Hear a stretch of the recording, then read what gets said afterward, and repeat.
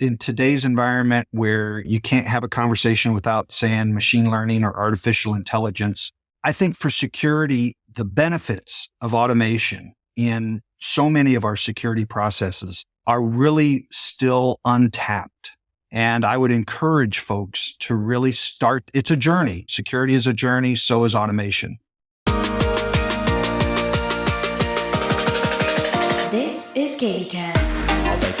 As a primary target for ransomware campaigns, is security and testing and performance and scalability. Risk and compliance. We can actually automate that. take that data and use it. Joining me today is Mike Zachman, VP and Chief Security Officer from Zebra Technologies, and today we're discussing how the power of automation can improve data protection and enable seamless data-driven security approaches. So Mike, thanks for joining and welcome. Well, thank you. I really appreciate you having me on. So Mike, I want to start with your view on the power of automation, which you say improves data protection and then subsequently enables data-driven security approaches. So I know there's a lot going on in there, so talk me through it. Whatever comes to your mind, I'm keen to hear it. Yeah, so let me unpack that just a little bit. Automation is a big word, but for me, automation, it enhances our data protection because it reduces human error, which we know in a lot of our processes, human error is often a big element. And then once things are automated, it allows faster threat detection, allows faster response. Consistency is better when things are automated. It just works better. And then it can scale up. When you think of automation, you're taking a manual process, you're getting it such that, the computers are doing it. And if you need to do more, it's a lot easier to scale that up. And then really at the end of the day, it lets you use your people, your human resource, if you will, for, more strategic thinking type tasks. Okay, so you said consistency when automated. So when you say consistency, what do you mean specifically when you say that? I go all the way back 20 years to when Sarbanes-Oxley came around, and there were a lot of controls put in place, and there were manual controls and automated controls. Automated controls are ones that, you program. Think of it that way. You program the computer to do a certain set of logic. Even the way the regulations worked was, if you could show that and test it once, everybody was comfortable that, okay, once you've tested an automated process, it's going to work the same way from then on. So that's what I mean with consistency. Okay, so I have a question. When we hear the word, generally in the market, when people hear the word automation, I feel like start to get stressed. Like, I'm going to be automated. I'm going to not have a job. What's your view on that? Because I agree. If you're doing something, more than 3 times, it should be automated. But then I feel like there's people out there on social and on the line, they start to freak out about it. Yeah. So I'd say automation means you're using technology without needing human intervention. But that doesn't mean humans don't have work to do. That's why when I was talking earlier, for me, a lot of the automation we see, especially in security, it's not replacing jobs. It's freeing up overworked, overloaded people to do more thinking, more rewarding, I would say less repetitive tasks. Absolutely. So then would you say it's a fair assumption then that the more mundane tasks that are repetitive are being automated than they should be? And then those people that are being freed up perhaps can do more strategic thinking rather than, repeat stuff every day? No, that's exactly what. Now, is that always what happens? No, I can't say that. But, if I use an example in the security space, security operations, that's often a 24/7, round the clock operation where people are involved, watching alerts, looking for bad events, and then responding to those.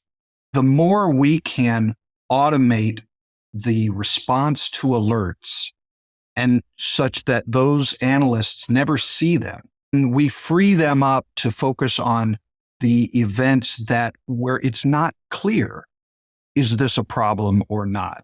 Or if it is a problem, it's not clear what action should be taken. Those are the tasks that we want people to be engaged with.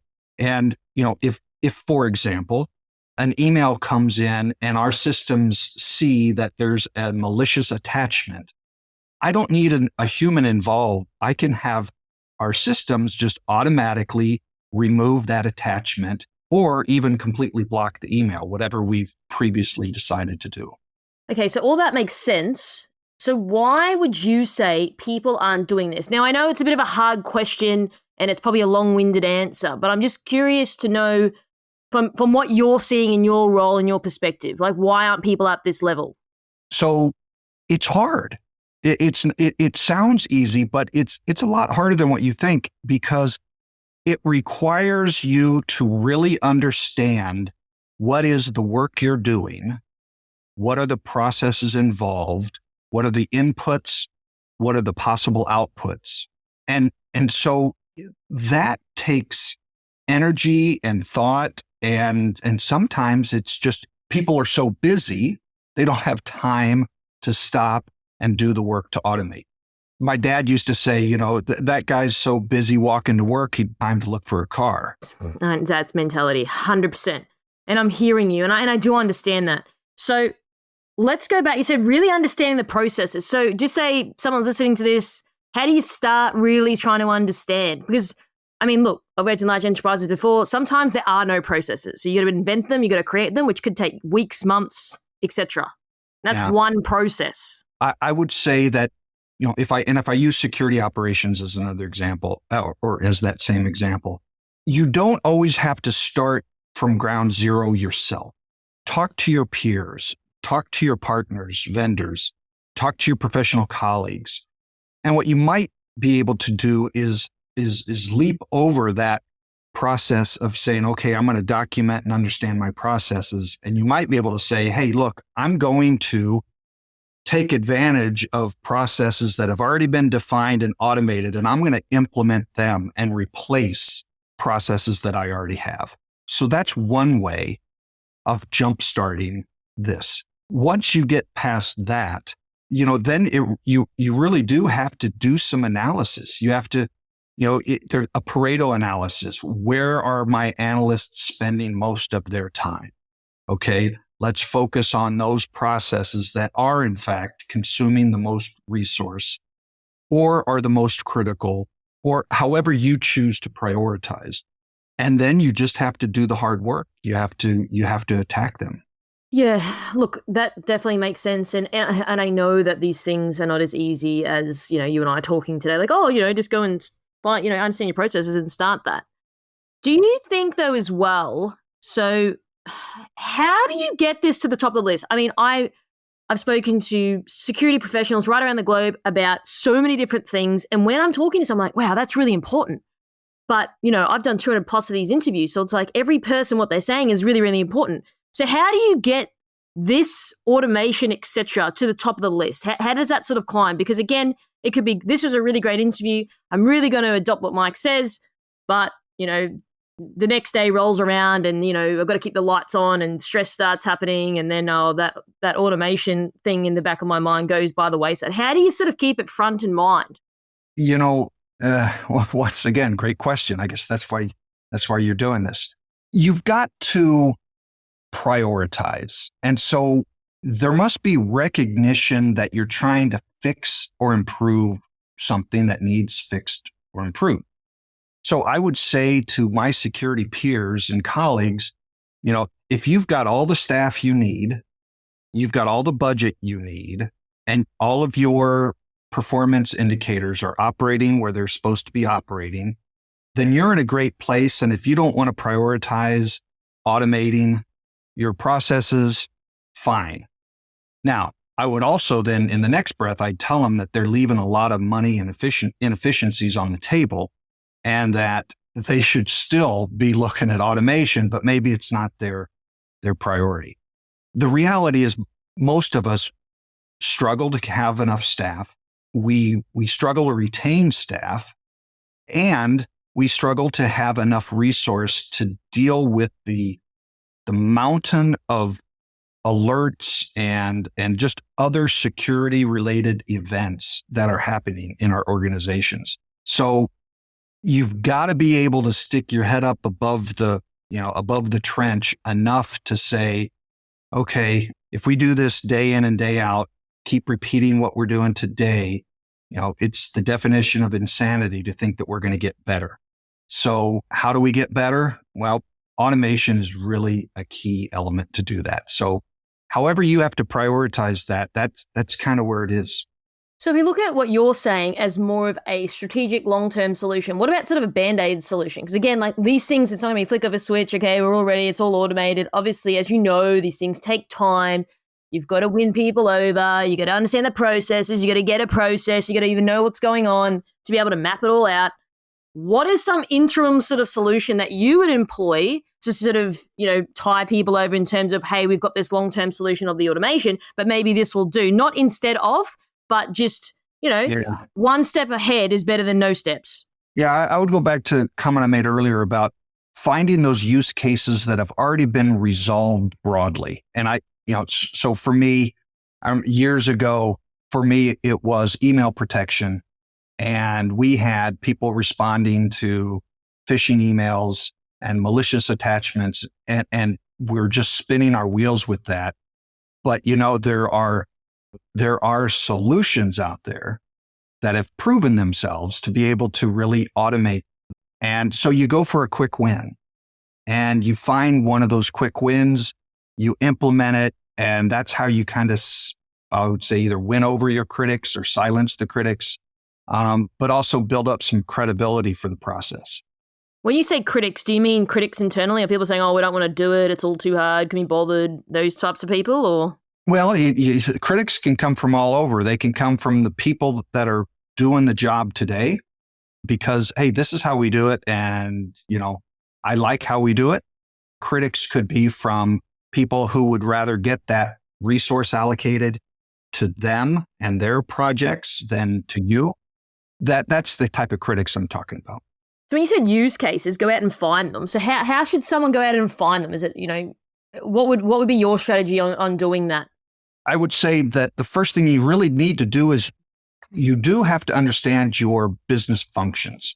And then within those business functions, I mentioned before, there are, whether you have a peer network or a professional network, whether existing partners or even just research through various sources, look for examples of solutions that fit your functions. And I used email as one. Endpoint protection is another one. URL filtering.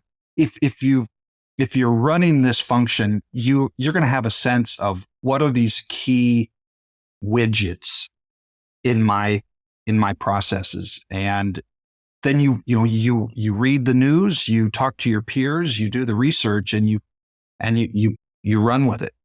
So what do you think, Mike, people overlook when it comes to automation? Is there anything that comes to mind? Right now, a lot of the things that are being overlooked today, I believe, are in the security operations space. And that's because that is a very human intensive place. And although we have playbooks and there are certain things that are repetitive, a security operations center can seem like a pretty chaotic place. And so when you look at it, it may just seem too complex and complicated to try to invest in automation. But I would argue that there is some really, really good use cases in the security operations space.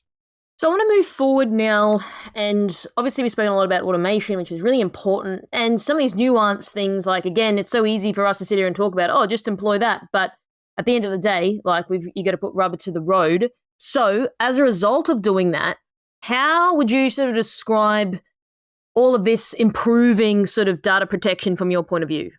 So one is the speed of response that can come from automation. Automation is going to respond to threats faster than humans.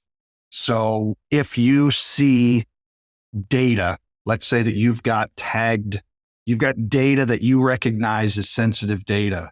And if you've got an automated control that either stops that data from going outside the company or automatically encrypts it and says, "Oh, this needs to be encrypted. I'm gonna encrypt it and send it out." There, you've actually just avoided a threat, let alone responded faster than the old days of, "Hey, you're on an exception report. Why did you send this data out? We've got to go find it and get it back." So that's one example of where automation can improve the data protection. And then there's issues of consistency. We touched on this earlier, where if you can program a control, that you can have a high level of confidence that it's going to work the same way every time. Scalability comes into play. If I need to add 3 people to my security operations center, that takes a lot of work and a lot of time. If I need to add compute capacity, in today's world of scalable cloud compute, scalability just happens automatically. And then finally, the last thing, it kind of goes back to the consistency, but human error is a real issue. And so anytime you can automate, you can reduce the human error element. Those things together all add up to better data protection. Great points. So I'm going to ask the same old question that everyone asks around false positives. What are your thoughts on that? Because look, with automation, you're absolutely right. It still doesn't capture every single thing. However, it's probably a hell of a lot better than someone manually doing something. That absolutely right. False positives, and then of course the other side of false negatives, are a true issue that we have to be aware of when automating security controls. We learn over time which kind of data sources have higher fidelity than others. And so kind of part of that automation journey is that automation is best suited when you have high fidelity signals. If in fact you've got a noisy alert, you may not be getting anything advantageous by automating a response to a noisy bad alert. So it kind of goes to the old garbage in, garbage out. You need to ensure that you have good inputs to your automated processes and let your people filter through the noisy ones. Okay, so you said something before. I just want to go back a step. High fidelity signals. So talk to me a little bit more about that. What does that look like? So, high fidelity signals are things that you can trust and that you have a high degree of confidence that it is accurate. And so, for example, we get telemetry from our endpoint protection on our desktops and laptops. We've found that those, if we get an alert from our endpoint protection that says, "Hey, there's a malicious process trying to escalate privilege," we know that that's a high fidelity signal. So we're going to take action very quickly on it. As opposed to, we may get, our spam filters as an example. A lot of false positives in the spam filters. So we tend to let those not be responded to as quickly because more often than not, what you think might be malicious really isn't. Now, I have a question. I'm going to use an example. This is a real example. So I was talking to an industry peer of mine the other day, working on a client. A specific vendor did not pick up. So again, going back to false negative side of things, the question that I have is, just so hypothetically, you're in a company, X vendor didn't pick up whatever, they find out about it. What does that client then do? Do they take it back to the vendor and say, "Hey, you guys didn't detect this in order for your product to get better"? I asked this question to my peer. He's like, "I have no idea." That is a really great question. Do you have any insight on that?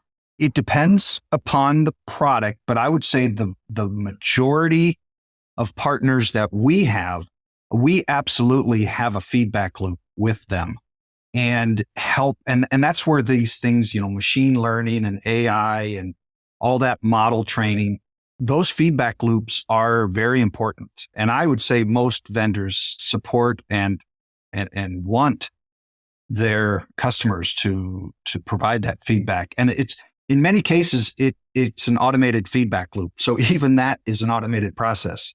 And I don't know whether they were using another vendor that detects it. I don't know the specifics on that. It was just more so that. And I was like, that's really interesting because that's how vendors, etc., get better on knowing those things. So do you think that, look, not everyone's perfect, right? So I think that that's fair enough to say, hey, we missed it. But like, do people seem to be really rattled? Like, it's like one thing got missed, or because like I said before, like you can't, it's very hard to capture everything, get everything right 100% of the time. No human, no machine can ever do that. So I think sometimes it can be unfair for people to say, oh, well, you missed one thing, and then people start getting really agitated by it. Now, of course, if the one thing led to a massive data breach and all of that, that is a problem. But it's just sort of going back to being fair about sometimes things fail and things get missed. Right. Now, I know this is the worst answer to give, but it depends. But I'll say, generally speaking, when there's a false negative, and we have an incident, most groups are going to do a root cause analysis, and they're going to try and figure out, okay, which layers of controls failed, and how do we plug that so it doesn't happen again, right? So everyone, to your point, no one's perfect, no process is perfect, no solution is perfect. Anytime we do a root cause analysis and the miss points to, oh, look, somebody escalated privilege on the endpoint and I don't know why didn't it detect that? We are absolutely going to take that to our partner, but we're not going to take it to them necessarily with this and, look what you did and what are you going to pay us because you screwed up? I would say that's pretty rare. Usually it's in the spirit of, hey, have you seen this before? This may be a new technique. It's a new tactic used.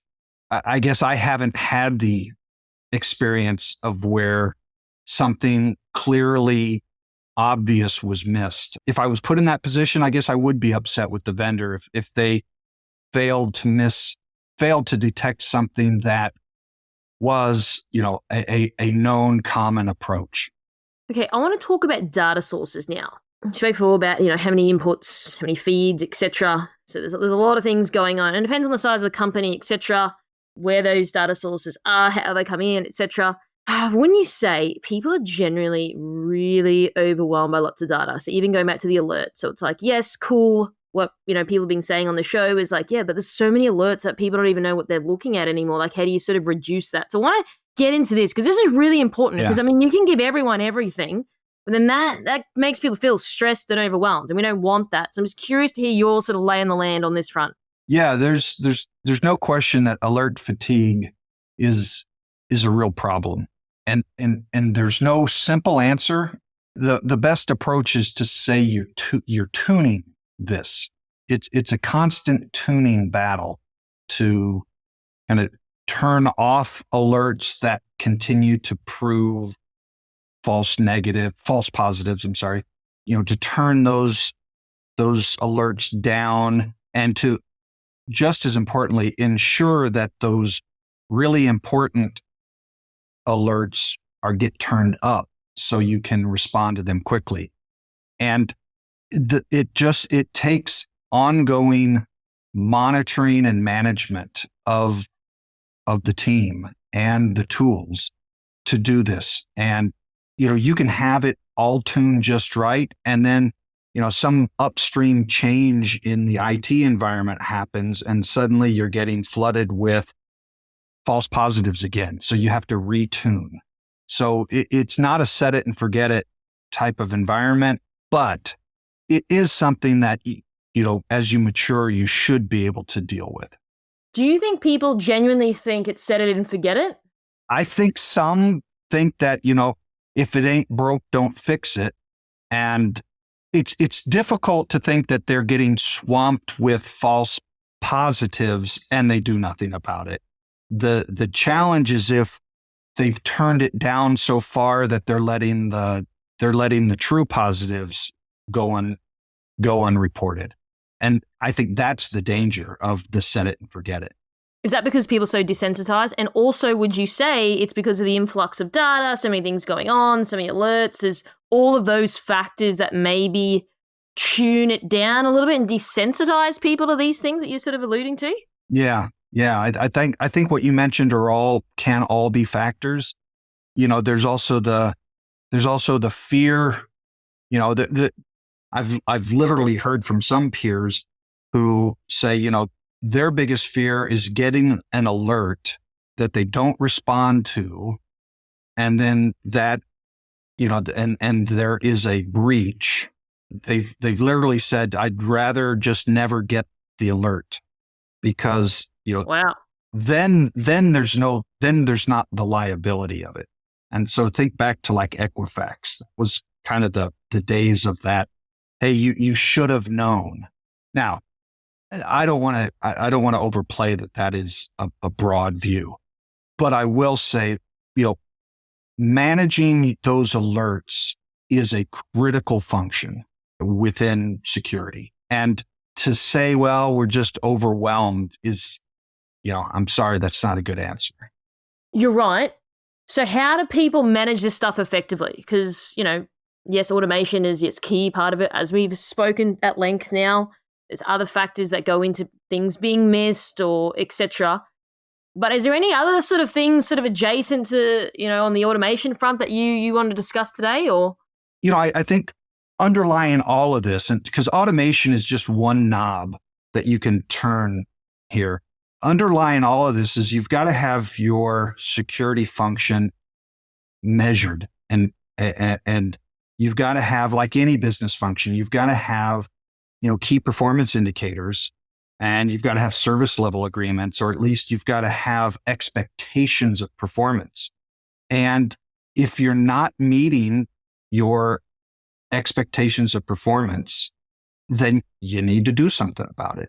And in many cases, automation is a good, practical way for you to improve the efficiency and effectiveness of your security operations. Okay, so let's go back to maybe, reporting on all of this data to derive insights. Now, I've been a reporting analyst, so I've worked, across multiple different security functions and bringing all this data together. These things are very important because getting the right reporting in place to derive insights can then mean more funding, more this, more people paying attention. But then going back to what we sort of discussed, like sometimes people just report for the sake of reporting and then there's no insight. So that isn't helpful. But then also people are reporting on the wrong things, or they're reporting on literally everything. So it's like, takes like a year to read one report. So how do we boil this down where we're only capturing the main information? And I guess it depends on who's looking at it. What a SOC analyst cares about is fundamentally different to what someone else in their business thinks about or what the CISO thinks about. But how do you sort of cover all the bases? Yeah, this is an ongoing question. In my professional peers, at least once a year, a group will get together to try and define what's the right set of metrics and measures and reporting for a security function.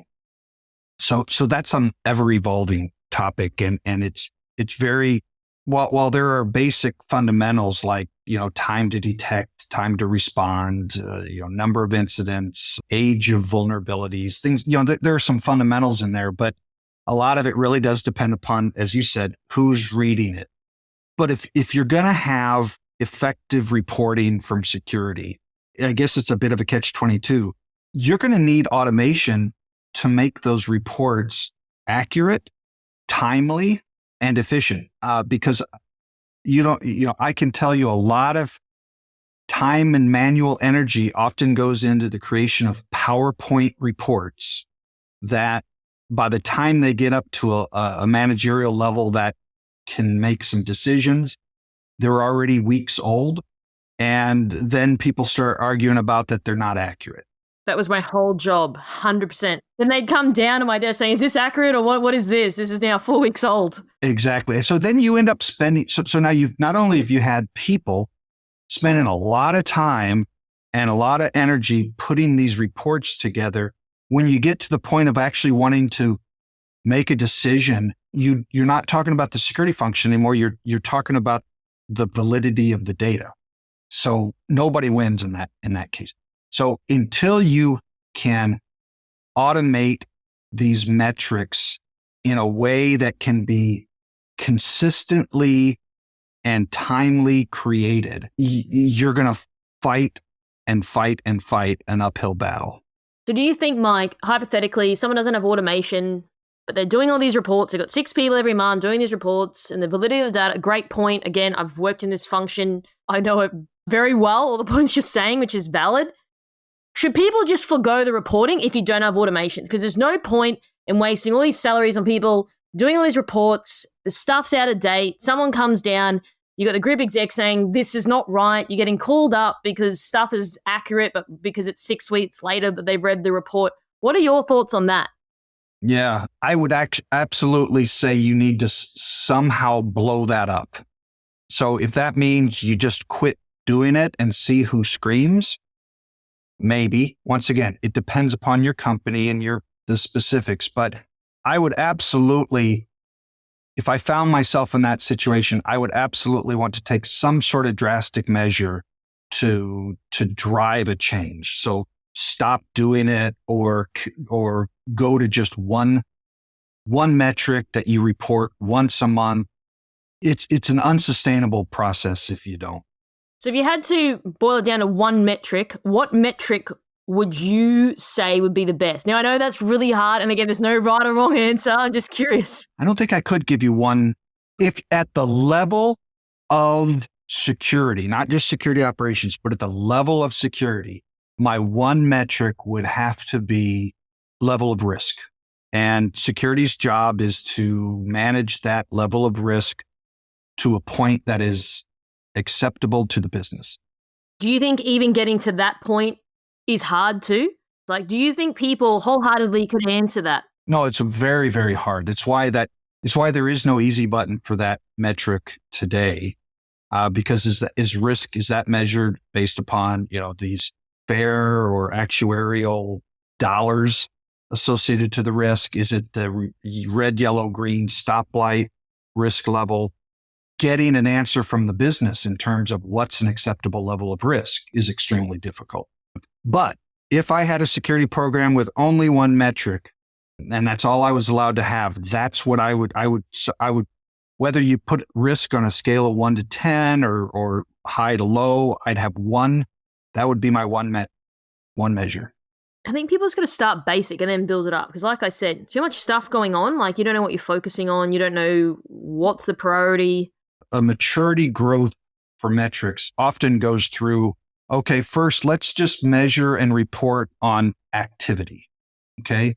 How many tickets, how many alerts per analyst, how fast are they being done? Things like that. Then you start migrating from activity to outcomes. And that is a maturity journey. And it's hard to jump right to the end without question. And you made the point earlier that said different audiences need different metrics. In all honesty, the worst thing that we security people have done in quite a while is go talk to leaders about the hundreds of thousands of vulnerabilities in our environment and expect them to know what to say about that, right? But we do it because we can measure it. It's a number, but that's an important measure for some people, like the infrastructure owners or the application owners who have those vulnerabilities. They may need to know, but that's where metrics have audiences, and the same metrics don't have the same audiences. So just quickly then on that point, which is fair and valid. So if you're a CISO, what do you think they're sort of looking at a reporting stuff? Because this is the stuff, my experience, that they then take to whoever, CFO, group exec, board people to say, great, this is where we're at. This is why I need more money from you. This is what drives and fuels more funding. So do you have any insight on that maybe, people aren't focusing on certain elements that they can do just from your experience? Yeah. So good, effective information security leaders should be reporting up like any other business function. So they should be reporting up on their efficiency and their effectiveness. And so from a security perspective, what we'll often look at in terms of how much activity am I doing for a given amount of money? How many alerts am I dealing with? How many endpoints am I protecting? How many malicious emails did I block? That sort of stuff. It's the outcomes that are a lot harder. So, number of breaches responded, time to fix, risk level. I mentioned that before. So you really need to, the information security leaders really need to see all of those measures, but then really report up summarized efficiency and effectiveness. Would you say people are currently doing that? I would say it's highly variable. Even you look at what information security or information is being provided to boards, and it is extremely variable today. You've got some groups that they report up activity, low level activity. And because it kind of feeds the fear, uncertainty, and doubt that you were talking about earlier, which says, look, we've had 8 million attacks from the internet against our systems this month, and we've blocked, 7.9 million of them, and the 100,000 we stopped here, and we had 80,000 tickets, and right. I mean, and you know what they say? So what? What they say is, well, do you have what you need? Because I'm supposed to ask that question, and you say yes because all your executives are in the room. And, we go on with the dance. That is getting a lot better compared to the past. I do think more and more boards are becoming savvy enough to say, look, I don't need to know how many vulnerabilities are in the environment. I need to know what our risk is. What are the top 3 risk areas that we're focused on? Do you have mitigation plans for those? Are you properly resourced? Those discussions are getting better. So, Mike, is there any sort of closing comments or final thoughts you'd like to leave our audience with today? In today's environment where, you can't have a conversation without saying machine learning or artificial intelligence, I think for security, the joys of automation, the benefits of automation in so many of our security processes are really still untapped. And I would encourage folks to really start. It's a journey. It's not a snap your fingers, right? Security is a journey, so is automation. But I really encourage folks to start that journey if they haven't. Thanks for tuning in. For more industry-leading news and thought-provoking articles, visit kbi.media to get access today. This is KBcast, the voice of cyber.